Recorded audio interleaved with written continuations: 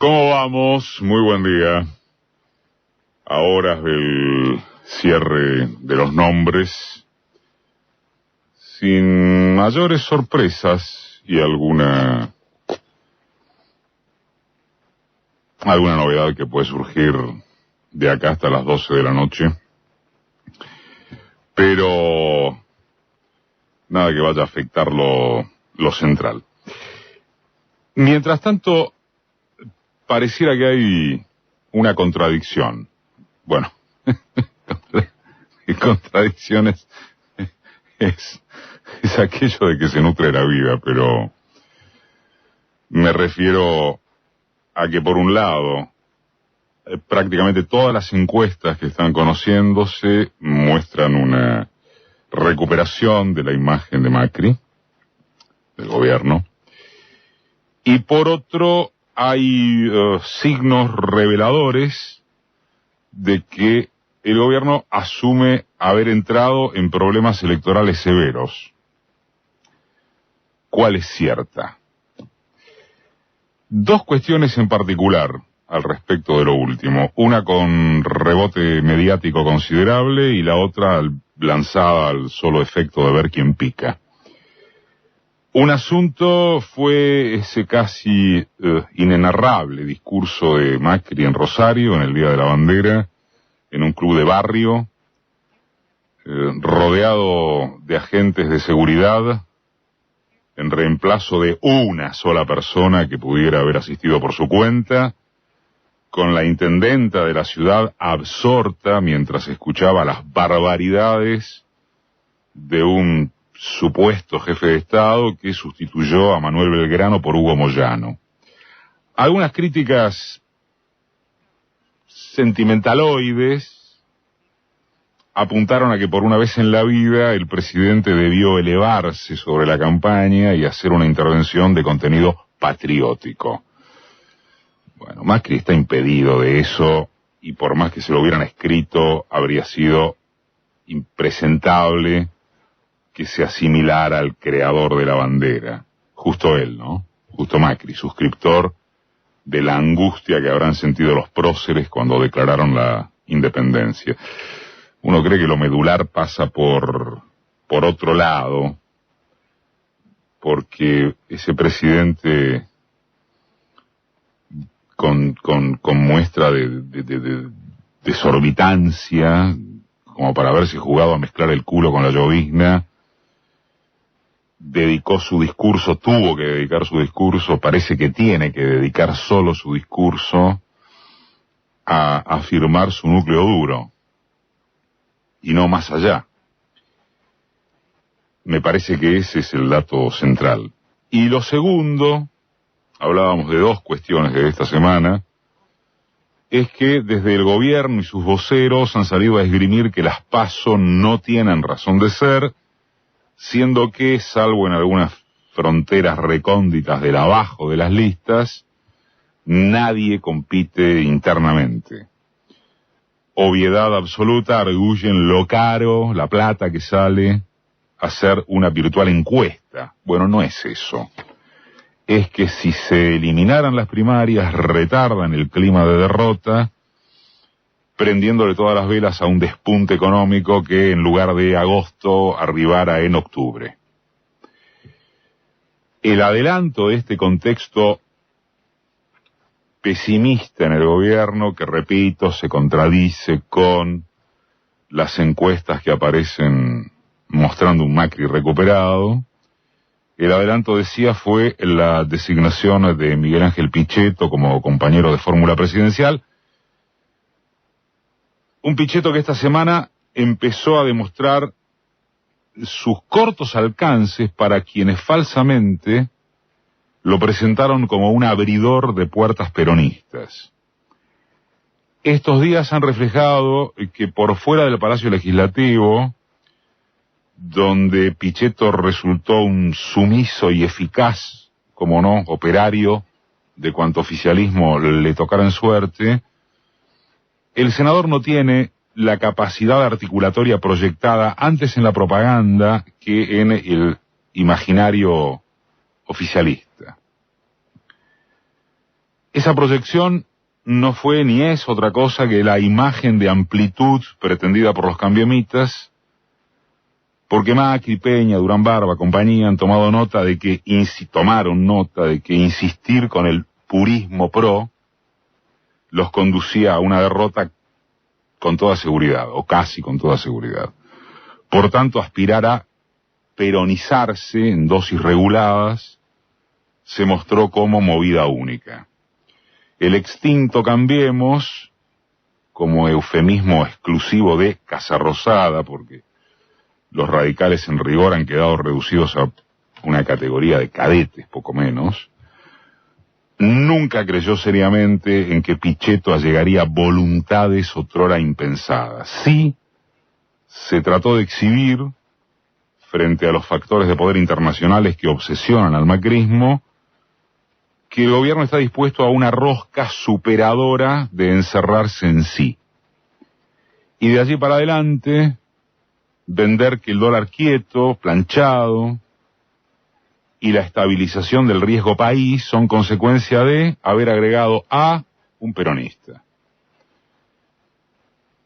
Y lo que Pichetto ratifica en verdad es que su muñeca es ajena, es decir, nadie se la niega, pero ante todo es producto de esa táctica cambiamita que surge del manotazo de ahogado y no de una ejecución elaborada hace tiempo, con además el riesgo de que una porción del gorilaje eterno opte por no comerse ese batracio.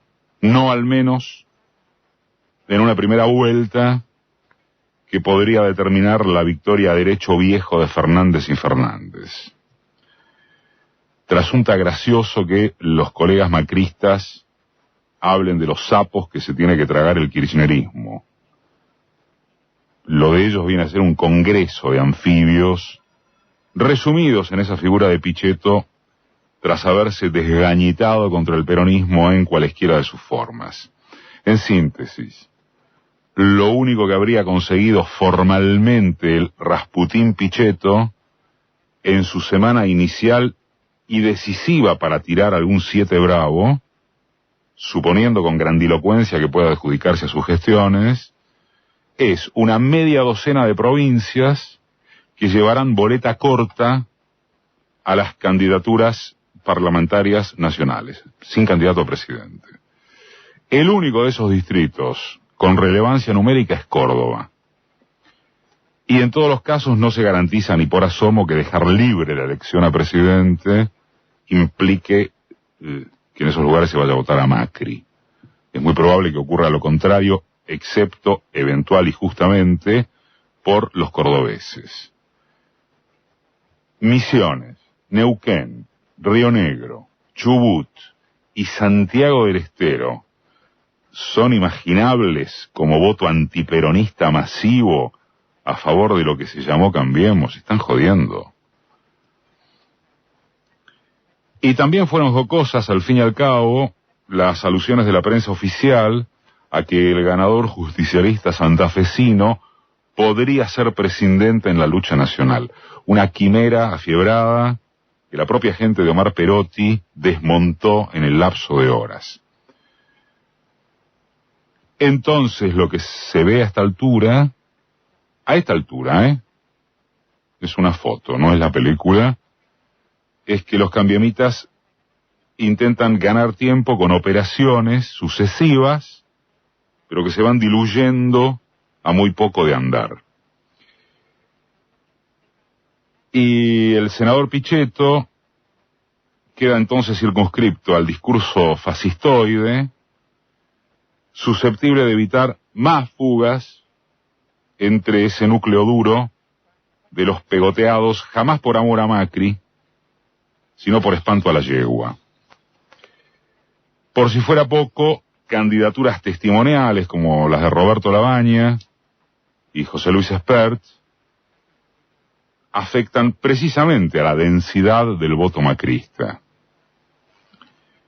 La pregunta, una de las preguntas, ¿se descubre así un oficialismo dormido en laureles?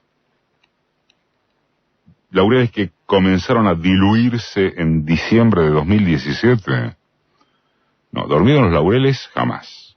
Retrasado, podría ser.